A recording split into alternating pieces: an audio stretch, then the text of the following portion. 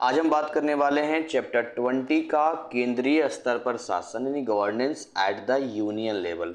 तो सबसे पहले तो आपको ये समझना पड़ेगा कि हमारा सरकार का स्वरूप क्या है। देखिए, अगर आप सरकार के स्वरूप की बात करेंगे तो यहाँ पर आपको साफ साफ अच्छे से आपने पढ़ा है कि भाई सरकार जो है वो 3 स्तर पे हमारा चलता है। कितने स्तर पे चलता है? 3 स्तर पे हमारा सरकार चलता है, जिसमें सबसे पहले जो आपको देखने को मिलता है वो मिलता है आपका केंद्रीय सरकार। कौन सा सरकार देखने को मिलता है?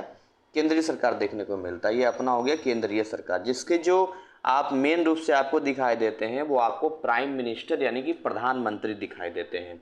ये आपको इस चैप्टर 20 में पढ़ना है। चैप्टर 19 में ऑलरेडी आप राज्य सरकार के बारे में पढ़ चुके हैं कि भारत में 29 राज्य हैं और इन सभी राज्यों के जो प्रतिनिधित्व करते हैं वो हमारे हर राज्य का चीफ मिनिस्टर यानी कि मुख्यमंत्री करते हैं। और इन सब को मिलाने के बाद ऊपर जो हमारा होता है वो केंद्र सरकार के कंट्रोल में होता है। मतलब केंद्र सरकार कंट्रोल नहीं कर सकते हैं, बट उससे ऊपर केंद्र सरकार है जो कहीं ना कहीं उसके ऊपर ही हो गया।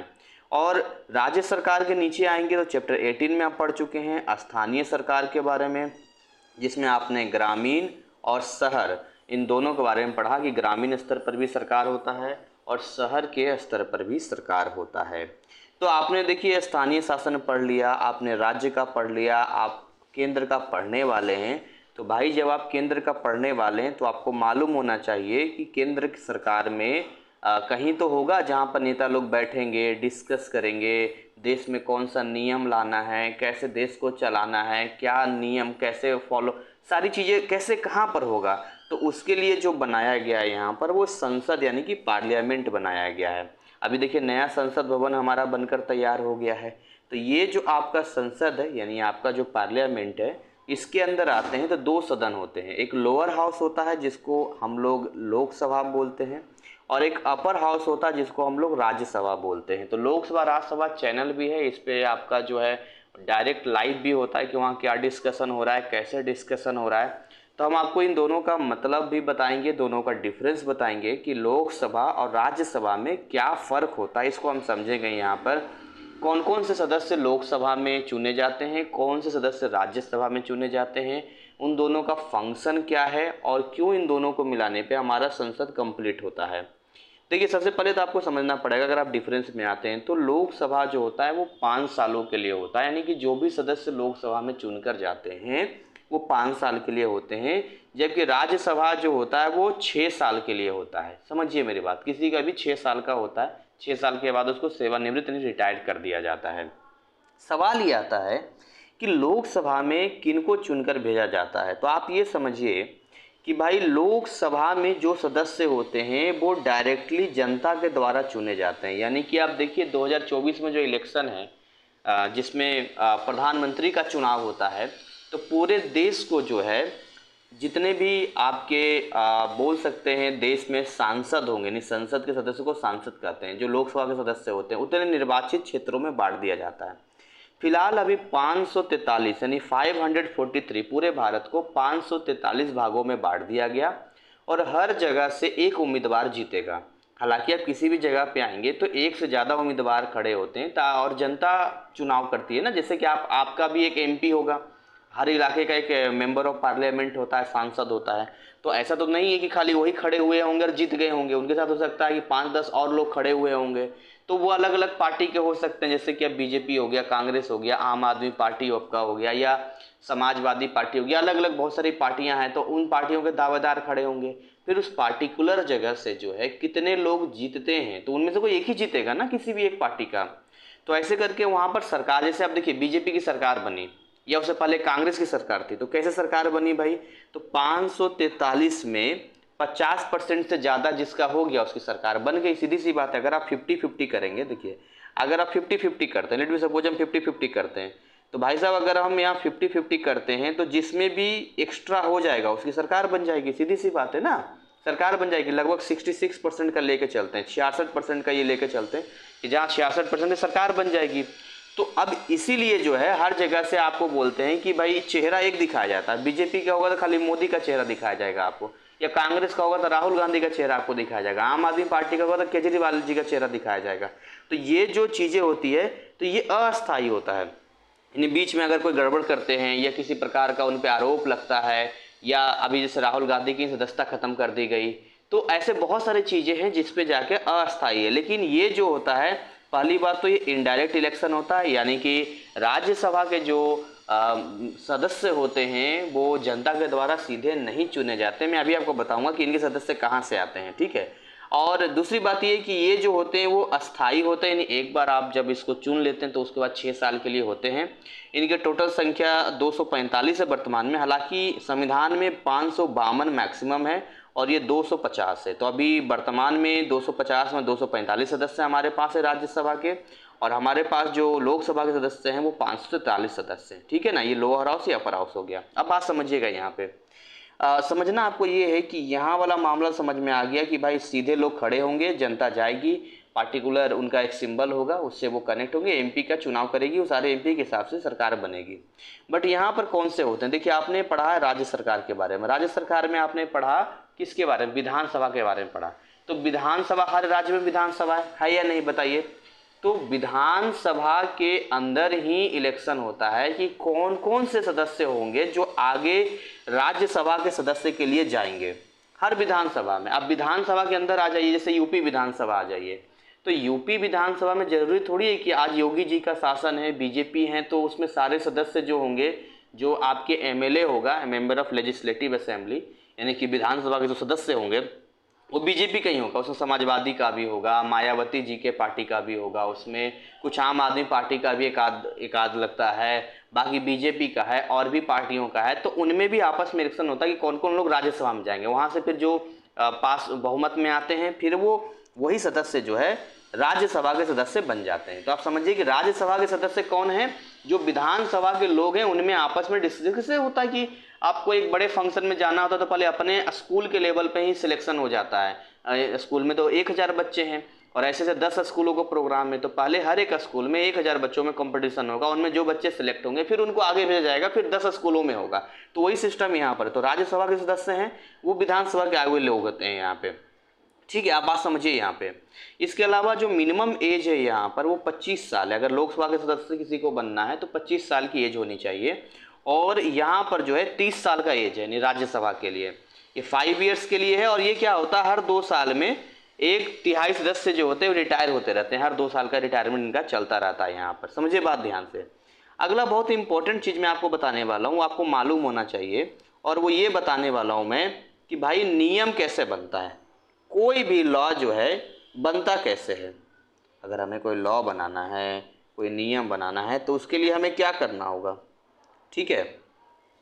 तो किसी भी नियम को बनाने के लिए, किसी भी नियम को चलाने के लिए सबसे जो चीज़ मैं आपको बता रहा हूँ वो ये होना चाहिए, मैं थोड़ा सा और बड़ा कर देता हूँ, हाँ ठीक है। वो ये होना चाहिए यहाँ पर, समझिए यहाँ पर कि जैसे मान के चलिए कोई भी लॉ है, यहाँ पर कलर चेंज कर लेते हैं हम लोग, येलो कलर कर लेता हूँ। मान के चलिए कोई भी लॉ है, कोई भी नियम है ना, इसको पास होना है। तो जैसे इस नियम को पास होना है तो सबसे पहले क्या है कि एक अलग कमेटी होता है, इसका एक अलग समिति होता है, कमेटी होता है, जिसमें क्या होता है कि वो पहले देखते हैं कि वाकई में ये नियम डिस्कशन के लायक है या नहीं है। उसके बाद क्या होता है, उसको फिर लोकसभा में ले जाया जाता है, लोकसभा में जाकर फिर उस पर बहस होती है। तो 66% वोट मिलना चाहिए लोकसभा में, और उसके बाद उसको राज्यसभा में जाएगा। मतलब लोकसभा और राज्यसभा दोनों से होना चाहिए। अगर लोकसभा ने यस कर दिया है और राज्यसभा के सदस्यों ने नो कर दिया है, तब भी वो नियम आगे नहीं बढ़ पाएगा। मेरी बात ध्यान समझना, लोकसभा और राज्यसभा जब दोनों में ये पास हो जाता है बहुमत से, 66% या उससे ऊपर के बहुमत से, तब ये जाता है राष्ट्रपति के पास। अब राष्ट्रपति इसको देखते हैं, वो भी उनका एक क्या बोलते हैं सलाहकार उसमें होते हैं, कुछ लोग होते हैं, उससे वो डिस्कस करते हैं। फिर वो उनको लगता है कि ये नियम नहीं आना चाहिए तो वो नामंजूरी भी कर सकते हैं, सिग्नेचर नहीं कर सकते हैं। लेकिन उनकी भी एक सीमा है, वीटो पावर इसको कहते हैं। वो 3 बार से ज़्यादा इसको नामंजूर नहीं कर सकते हैं, चौथी बार वो नियम ऑटोमेटिक पास हो जाएगा। समझ में आ रही बात आपको मैं क्या बोल रहा हूँ यहाँ पर। तो किसी भी नियम को पास होने के लिए लोकसभा और राज्यसभा दोनों में होना जरूरी है। जैसे अभी फिलहाल जो है बहुत सारे ऐसे लोग हैं, या बहुत सारे जो जनसंख्या नियंत्रण कानून चाहते हैं, या बहुत सारे ऐसे नियम हैं जो देश में समय समय पर अपडेट करना जरूरी होता है। तो अब ये जो सारे नियम हैं उसको अगर बनाएंगे तो वहाँ पर जैसे मान के चलिए एग्जाम्पल से आपको हम समझाते हैं, यहाँ पर हो सकता है आपको समझ में आ जाए, एग्जाम्पल आपको सेट करे तो ठीक है। चलिए हमको समझाते हैं यहाँ पर। मान के चलिए अगर हम वर्तमान समय को लेकर चलें, वर्तमान समय में तो जैसे कोई नियम हमें बनाना है, तो जैसे मान के चलिए बीजेपी की सरकार है, लेट बी सपोज बीजेपी की सरकार मान लेते हैं यहाँ पे, अभी तो मान क्या लेते हैं, है ही सरकार बीजेपी की। तो भाई अब समझिए यहाँ पर जब आप आते हैं तो बीजेपी के लोग कहाँ पर होंगे, लोकसभा में भी होंगे और बीजेपी के लोग राज्यसभा में भी होंगे, ध्यान समझना। अब पब्लिक ने बोला कि हमें जनसंख्या नियंत्रण कानून चाहिए, मोदी जी या कांग्रेस की सरकार होती तो हो सकता है कांग्रेस होता है, कोई भी आप XYZ पार्टी ले लो, तो जनसंख्या नियंत्रण कानून हमें चाहिए, किसी की भी सरकार हो, जनसंख्या नियंत्रण कानून हमें चाहिए। ये कानून पे सारा बन गया। अब ये कानून जो है कहाँ पहुँच गया, लोकसभा पहुँच गया, और ये कानून जो है राज्यसभा पहुँच गया। अब लोकसभा में यानी कि अभी जो इलेक्शन हुआ है लोकसभा में तो अच्छा खासा मेजोरिटी है बीजेपी का। अगर आप लोकसभा की बात करते हैं तो उसमें तो इनके सदस्य हैं, है कि नहीं? अरे कहाँ मैं लिख रहा हूँ, चलो यही कलर ले लेता हूँ मैं। अगर आप लोकसभा की बात करते हैं तो भाई साहब लोकसभा में तो ये कानून जो है गया लोकसभा में बीजेपी मेजॉरिटी में है, और उसके बाद यहाँ पर डन हो गया। क्या हो गया? डन हो गया, मस्त तरीके से यहाँ पर पास हो गया है, पर डन मतलब पास हो गया यहाँ पे। अब देखिए कोई भी जब काम होता है, अच्छा या बुरा जो भी समझिए, तो अच्छा काम भी होता है तो जो विपक्ष वाले लोग होते हैं वो हमेशा उसका विरोध करते हैं, ये बात तो आप भी मानते होंगे। तो भाई जब विपक्ष वाले विरोध करेंगे और ये जब राज्यसभा में जाएगा, ये जब राज्यसभा में जाएगा तो राज्यसभा में बीजेपी कितने मेजॉरिटी में है, ये इस बात पे डिपेंड करेगा कि भारत में 29 राज्य हैं, इन 29 राज्यों के 29 विधानसभा है ना, 29 विधानसभा है। तो इस 29 विधानसभा में कितने सदस्य बीजेपी के हैं, क्योंकि राज्यसभा में वही लोग आएंगे जो विधानसभा में भी इलेक्शन में यानी कि वोटिंग आपस में करके यहाँ तक भेजे जाएंगे।